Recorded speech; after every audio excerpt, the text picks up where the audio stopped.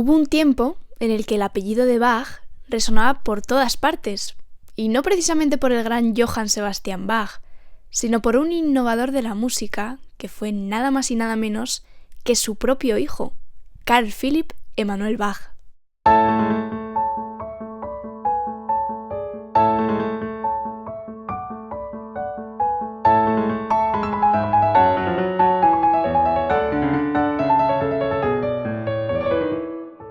Carl Philipp fue un músico de pies a cabeza, y la verdad es que no es de extrañar. Tuvo el mejor maestro que se podía tener, que fue su padre, Johann Sebastian. Sin embargo, su forma de hacer y de entender la música no tenía absolutamente nada que ver con la de su padre. Y eso es precisamente lo que lo hace tan interesante. Porque aunque tuvo la suerte, o algunos dirían que la desgracia, de ser hijo de uno de los gigantes de la música, Carl Philipp Emanuel Bach nunca fue una figura secundaria, ni en su tiempo, ni en la evolución de la música, sino todo lo contrario. Su estilo fue allanando el camino hacia algo nuevo, hacia una música que estaba por llegar. Johann Sebastian Bach, su padre, era y es para muchos la mente más estructurada y profunda que ha dado la historia de la música. Su obra parece encerrar como un orden secreto, me atrevo a decir que divino, como si a través del contrapunto se pudiera explicar todo el misterio del universo. Y Carl Philipp lo sabía, él sabía perfectamente quién era su padre y lo que significaba su música. Y es que lo admiraba tan profundamente que una vez dijo sin dudarlo: "Mi padre es el mejor músico de todos los tiempos". Pero si Carl Philipp sentía tanta admiración por la música de su padre, ¿por qué rompió con ella? ¿Por qué no siguió ese mismo camino? Porque podría haber seguido componiendo fugas, variaciones sobre corales, grandes estructuras polifónicas como las que dominaban el mundo de su padre, pero no lo hizo. ¿Se podría decir entonces que era como el hijo rebelde? Pues tampoco esto es cierto, porque realmente no rompió con la música de su padre por rebeldía, ni por falta de capacidad, porque talento le sobraba. Fue simplemente porque el mundo estaba cambiando. La música barroca hacia mediados del siglo XVIII estaba llegando a un punto de saturación estilística y estructural. Se había llevado la complejidad y el artificio a tal nivel que la música empezaba a perder cierta frescura. Es algo que ha pasado constantemente en la historia de la música. Cuando un estilo alcanza su máxima sofisticación, a veces se agota a sí mismo, como si ya no quedara espacio para decir nada nuevo dentro de esas reglas. Le pasó al barroco, le pasó al romanticismo, y también le ha pasado y le sigue pasando a la música de hoy. En los últimos años, por ejemplo, hemos visto cómo el pop más comercial empezaba a sonar cada vez más predecible. La respuesta: una nueva ola de artistas como Rosalía, Billie Eilish, que están mezclando géneros, rompiendo etiquetas, rescatando sonidos del pasado, y es que esa mezcla no es confusión, es necesidad de cambio. Y con el barroco ocurrió lo mismo. Al final hubo una necesidad de explorar otras vías y sobre todo de simplificar. Como cuando en una serie o en una película empiezan a meter demasiados personajes, escenas muy largas, tramas enrevesadas. Al final el público termina saturándose. Y es que fue precisamente a mediados del siglo XVIII cuando empezó a gestarse un cambio profundo en Europa. Mientras Johann Sebastian Bach encarnaba la perfección del barroco, ese universo de reglas, simetría y una fe firme en un orden superior, su hijo, Carl Philipp Emanuel Bach, vivió un mundo completamente distinto. Él nació ya en plena Ilustración, una época en la que la fe en Dios convivía con una nueva creencia, que era la fe en el progreso, en la razón, en el pensamiento individual. Todo esto eran ideas que fueron impulsadas por una burguesía que crecía cada vez más y que comenzaba a ocupar su lugar en la vida cultural y social europea. Y aunque la Ilustración no es un estilo artístico, sino más bien un movimiento cultural e intelectual, en el arte las ideas de la Ilustración, como la razón, la libertad o el pensamiento individual, transformaron la forma de crear. En concreto en la música, ese cambio se ve en este periodo en el que vivió Carl Philipp, que es justamente la transición del barroco al clasicismo y que los musicólogos han llamado estilo galante, un estilo más claro, elegante y accesible y que dejaba atrás toda la densidad del barroco. Pero Carl Philipp fue más allá, no solo escribió música galante, sino que fue uno de los grandes representantes del llamado estilo sensible, que fue una corriente que nació en Alemania y que tenía un objetivo claro: emocionar profundamente al oyente. Era una música menos decorativa que la galante y más personal, más humana, más impredecible.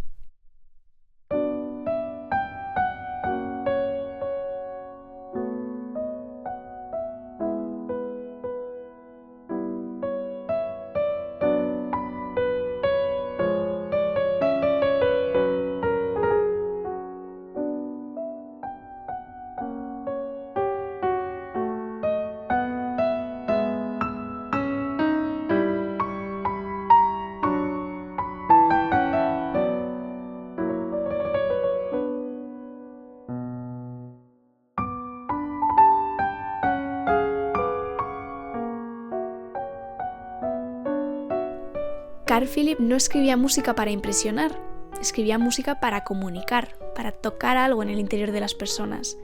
Es por eso que en sus obras hay grandes contrastes, pausas inesperadas, giros repentinos.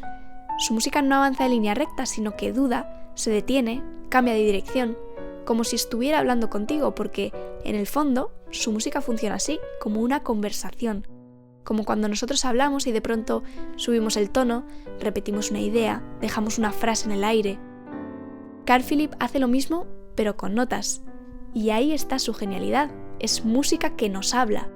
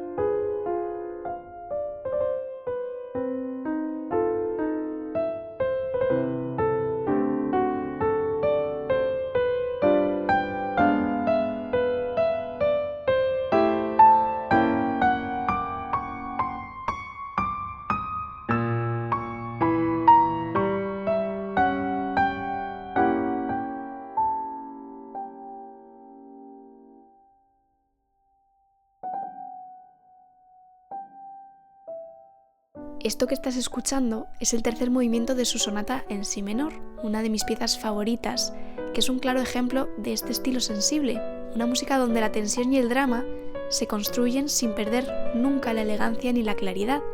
Es como música en su estado más puro. Carl Philipp compuso sonatas, cuartetos, tríos y sinfonías que son claramente antecesoras de las que escribirían después Haydn y Mozart. Pero no se quedó ahí, también escribió más de 50 conciertos para teclado y orquesta, y lo hizo de forma radicalmente innovadora. Hasta entonces en los conciertos el instrumento solista era casi una parte más del conjunto, una voz más del entramado barroco. Pero Carl Philipp transformó por completo el lenguaje del concierto, y no solo amplió los límites técnicos y expresivos del clave y del clavicordio, que era ese primer antecesor de los pianos, sino que abrió la puerta a una nueva forma de escuchar, más libre, más personal y más inesperada.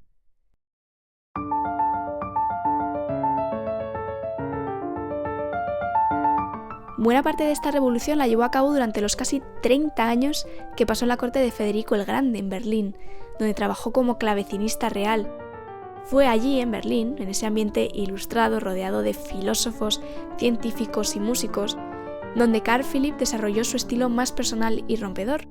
Y es que a Carl Philipp se le conocía como el Bach de Berlín, no solo por su lugar de trabajo, sino también para distinguirlo de otros miembros de su familia, como por ejemplo su hermano Johann Christian, al que se conocía como el Bach de Londres.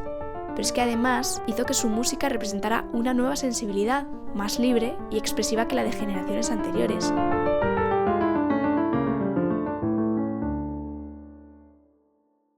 Y para entender por qué el ambiente de Berlín era tan erudito, hay que saber que Federico el Grande no era solo rey y estratega militar, sino que también era músico. Tocaba la flauta travesera con gran destreza, componía sonatas y conciertos y convirtió su corte en Berlín en uno de los centros culturales más refinados de toda Europa. Se rodeó siempre de pensadores ilustrados y de algunos de los mejores músicos del momento, como fue por ejemplo Carl Philipp, al que admiraba y valoraba profundamente. Pero trabajar en la corte no siempre fue fácil. Federico tenía un gusto muy concreto, elegante, sobrio, sin excesos, y su entorno era altamente jerárquico. Carl Philipp, con su estilo más libre y emocional, tuvo que moverse dentro de esos márgenes, buscando siempre ese delicado equilibrio entre la obediencia al gusto del rey y su propia voz como compositor.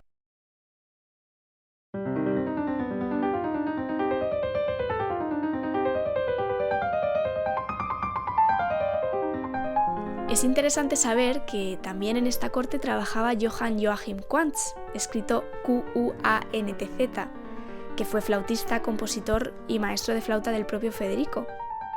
Quantz, que era 17 años mayor que Bach, fue el responsable de enseñar al rey a tocar la flauta y de componer gran parte de la música que el monarca interpretaba en sus ratos libres. Su estilo era más clásico y conservador y contrastaba un poco con el lenguaje más imprevisible y expresivo de Bach, pero Quantz y Bach compartían escenario con frecuencia, porque era común que en los conciertos privados el rey tocara las sonatas de Quantz, mientras que Bach le acompañaba al clave. Esta convivencia musical en la corte de Berlín simboliza la mezcla entre la tradición y la innovación que definió este tránsito del barroco al clasicismo. Y en ese punto de cambio, Carl Philipp fue una figura absolutamente central. No fue solo el hijo de Bach, ni siquiera un puente entre dos estilos. Fue uno de los compositores más influyentes de su generación. En vida gozó de una fama que incluso superó a la de su padre.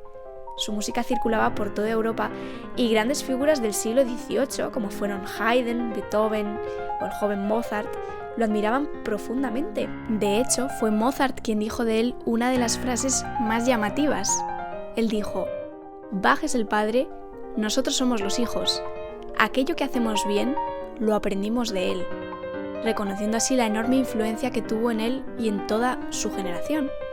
Y no se refería a Johann Sebastian Bach, sino a Carl Philipp Emanuel Bach, a ese músico libre, emocional y rompedor, que desde Berlín y más tarde desde Hamburgo, abrió el camino a una nueva forma de entender la música.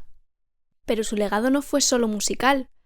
Carl Philipp también fue uno de los grandes teóricos del teclado y escribió un tratado que tuvo muchísimo impacto en su época, con un título muy largo que es Ensayo sobre la verdadera manera de tocar los instrumentos de teclado, que más allá de la teoría pura, cambió la forma de entender cómo debía interpretarse esta música.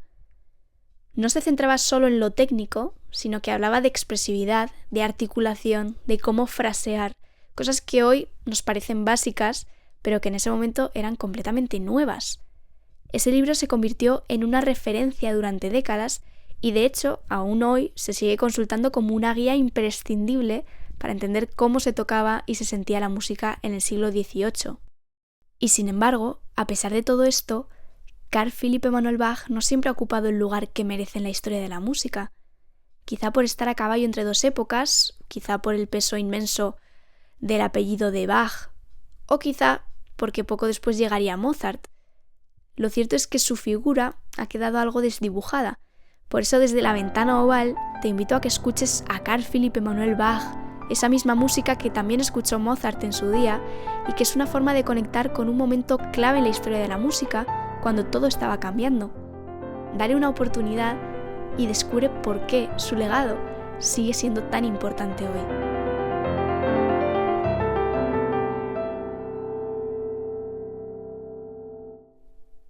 Soy Mar Canolaso, pianista. Gracias por escuchar La Ventana Oval.